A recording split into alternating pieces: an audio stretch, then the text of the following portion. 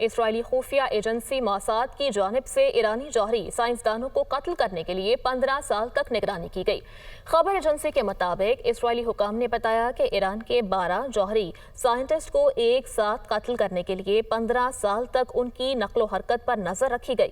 ایران پر حملوں کے وقت کا انتخاب بھی انتہائی احتیاط سے کیا گیا تاکہ سائنسدان فرار یا پھر چھپ نہ سکیں۔ ایران اسرائیل کی حالیہ 12 روزہ جنگ میں 17 ایرانی جوہری سائنسدان شہید ہو چکے ہیں۔ اسرائیلی خفیہ ایجنسی موساد کی جانب سے ایرانی جوہری سائنسدانوں کو قتل کرنے کے لیے 15 سال تک نگرانی کی گئی۔